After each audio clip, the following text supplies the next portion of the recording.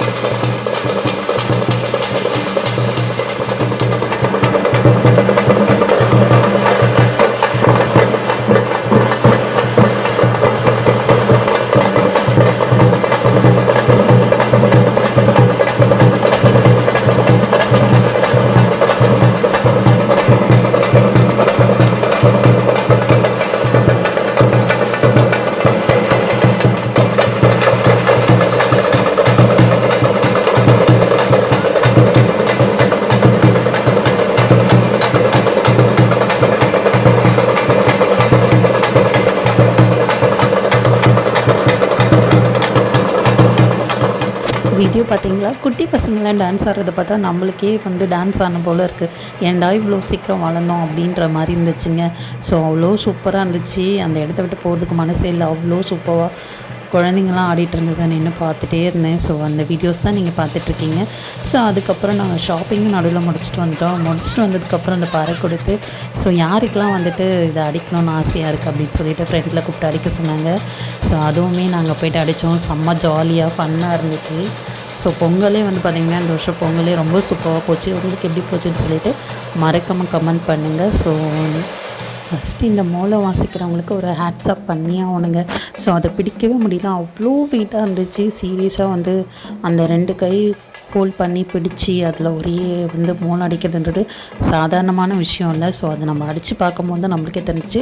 ஏன்னா நான் ட்ரை பண்ணும் போது தான் அந்த கஷ்டமே தெரிஞ்சிச்சு. பிடிக்கவே முடியல, அவ்வளோ வெயிட்டு. ஸோ அந்த குச்சி கூட நம்மளால் வந்து பார்த்திங்கன்னா பிடிக்க முடியல, அவ்வளோ வெயிட்டாக இருந்தது.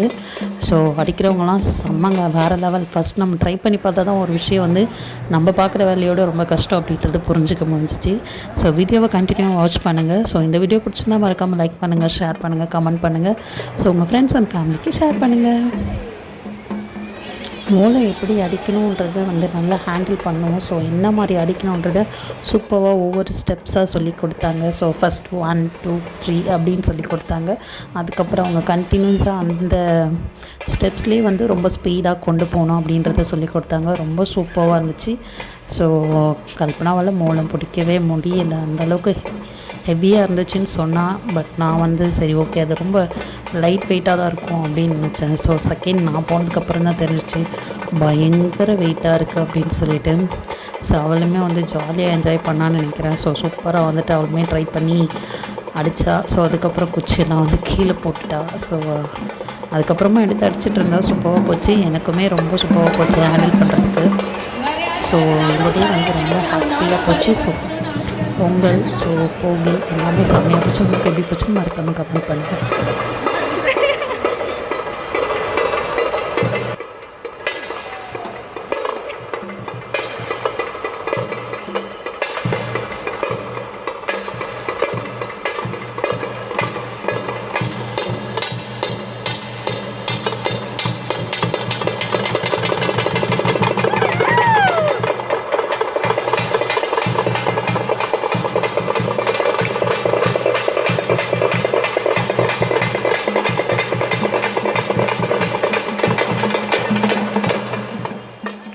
எல்லாருக்கும் ஹாப்பி பொங்கல், ஹாப்பி போகி. ஸோ எல்லோரும் ஜாலியாக என்ஜாய் பண்ணுங்கள். நெக்ஸ்ட் வீடியோவில் பார்க்கலாம். பாய்.